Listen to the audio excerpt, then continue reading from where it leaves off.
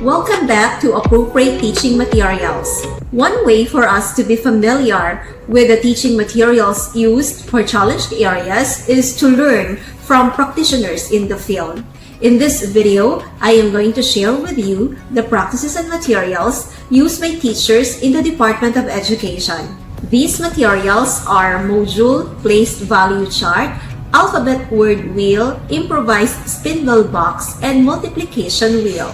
Let's begin with Mrs. Ruby Blando and Mr. Arvin Malayas of Iloilo National High School. They will tell us about how module is used in the alternative learning system. Iloilo National High School is known for its schools within the school system. One of these schools is the alternative learning system, which caters to out-of-school youth who are usually employed. To share with us about the learning resources used in this program, may I introduce Sir Arvin Malayas. BPO stands for Balik Paaralan, Out of School Adults.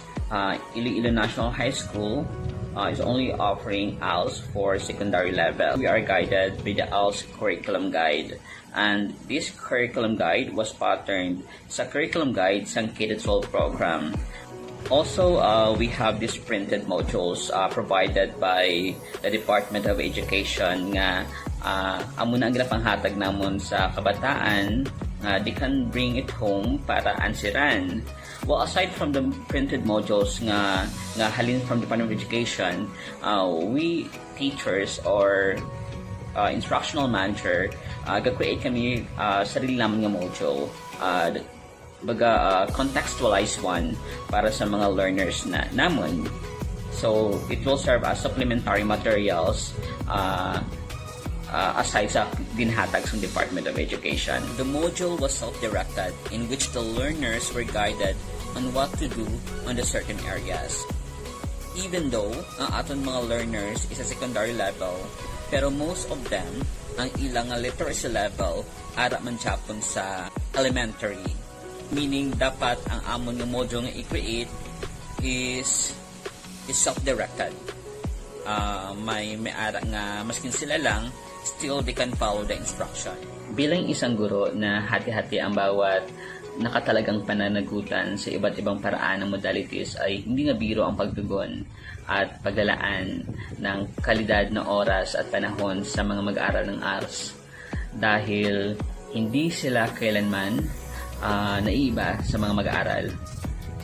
Uhaw sa kalaman, sabik na matuto, handa na magsimula at bumangon dahil may malinaw na persepsyon na makapagtapos at maging bahagi ng kapakinabangan sa lahat ng aspeto ng buhay. Hamon man kung maituturing ang lahat ng pagsasakripisyo pagdating sa oras, pagkatuto, paggawa ng mga gawain, pagbabasto nito, pagtalakay at paggabay. Ngunit ito'y nauwi sa isang masarap na hamon na may mga mag-aaral kang naghubog na pagkatao. Maraming salamat po.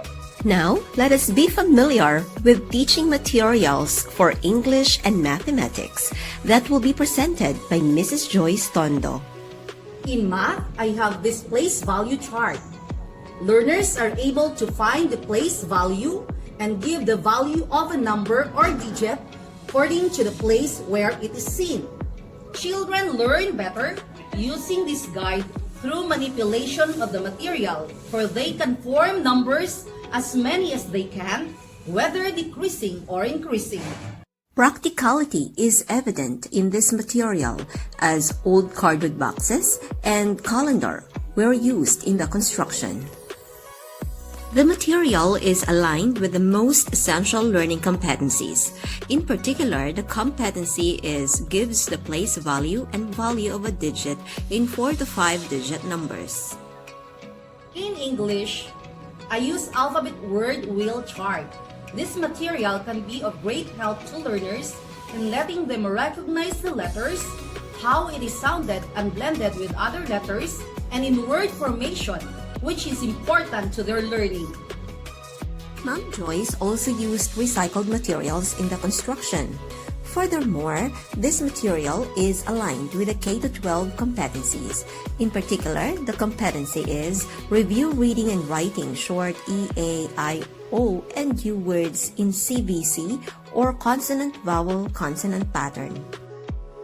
Ma'am Jessica will now share the materials that she created for mathematics learners. These teaching materials, which I named as Improvised Spindle Box and Multiplication Wheel, can be used in mathematics subjects. Learners can visualize numbers, countings, addition, subtraction, and multiplication. To create this improvised spindle box, Ma'am Jessica recycled plastic bottles, shoebox, and calendar. This material may be used for the competency visualizes and adds numbers using appropriate techniques, specifically two one-digit numbers with sums up to 18.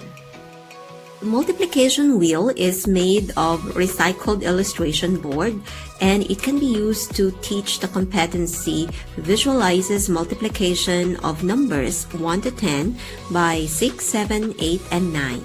Modules, place value chart, alphabet word wheel, improvised spindle box, and multiplication wheel are some of the materials used for challenged areas.